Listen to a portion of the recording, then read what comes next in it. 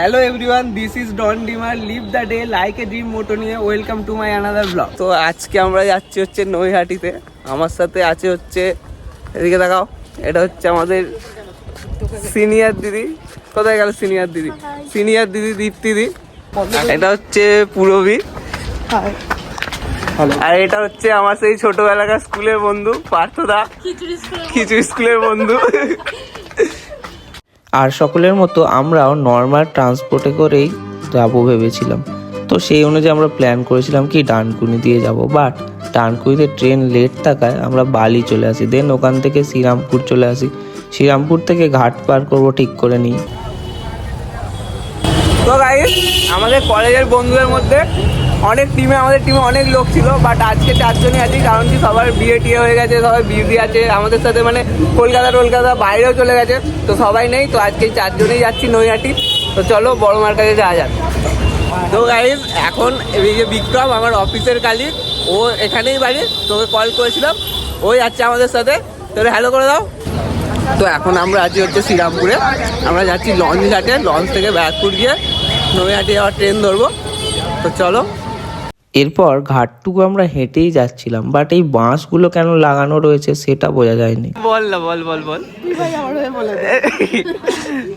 এখানে একটা special topic নিয়ে আলোচনা হচ্ছিল, সেটা হচ্ছে মাধ্যমিকের মার্কশিট বা স্ট্রিক্টলি এসব রিভিল করা বারণ আছে। এরপরে আমরা ফেরিঘাটে চলে আসি। দেন 7 টাকা করে টিকিট কেটে লঞ্চে উঠে যাই। লঞ্চে উঠেই কিন্তু পুরোনো দিনের কথা মনে পড়ে যায়। যে রাস্তাটা দিয়ে রোজ ইউনিভার্সিটি যেতাম, সেটাই আজকে একদিনের ট্রিপে পরিণত হয়েছে।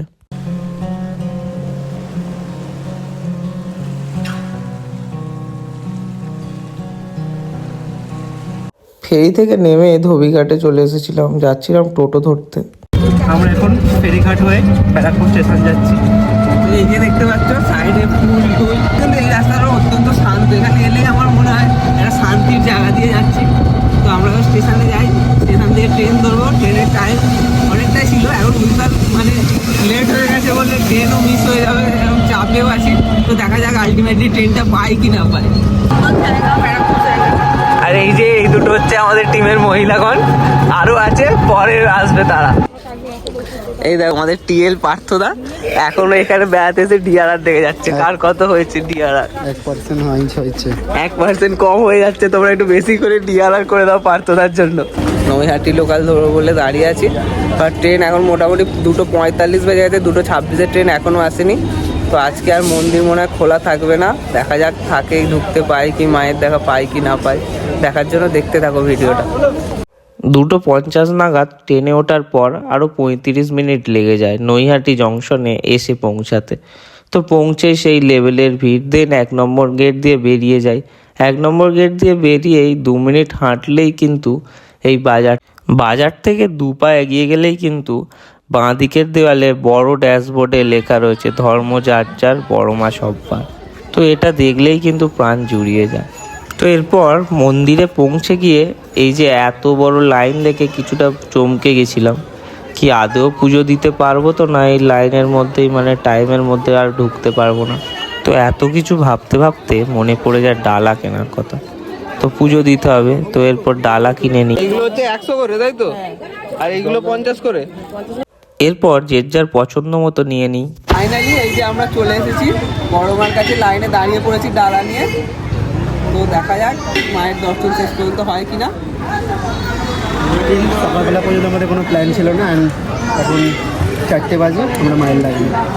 এটাই মায়ের টাইম।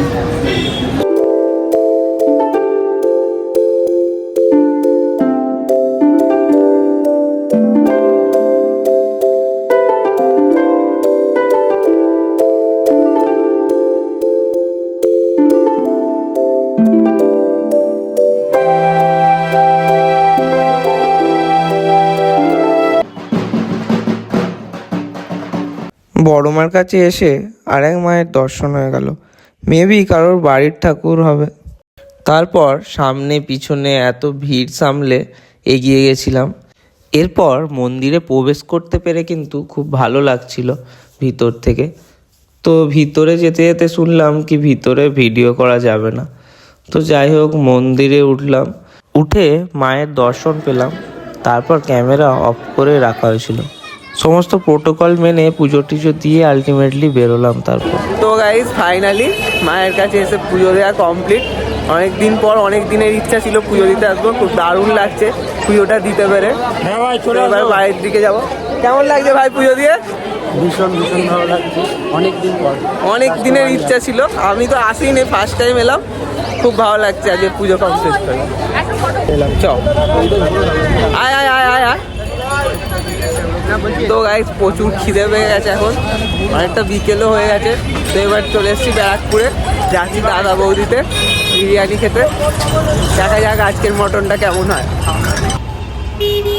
ঘুরতে গেলে খাই ব্যাপারটা তো থাকেই, আর স্পেশালি ব্যারাকপুর মানেই তো দাদা বৌদি, সাততলা মাল সবই বিরিয়ানি। তো আমরাও বেশিক্ষণ ওয়েট না করে ভিতরে ঢুকে পড়েছিলাম। আর এই যে এখানে বিরিয়ানি কাটিং চলছে, ও ঝুরঝুরে রাইস, তুলতুলে মাটন, আলাদাই। দেন ভিতরে ঢুকে মেনু কার্ডটা দেখতে দেখতে স্টার্টারে গোল্ডেন ফিশ ফ্রাই অর্ডার দিই। দেখো গাইস, আমাদের ফিশ ফ্রাই এসে গেছে। অনেক মেম্বার, বাজেট কম বলে 3টে ফিশ ফ্রাই কাজ চলে যাচ্ছে। এখানে খাবার টেবিলে খাবার পড়ে আছে, ফটোশ্যুট চলছে।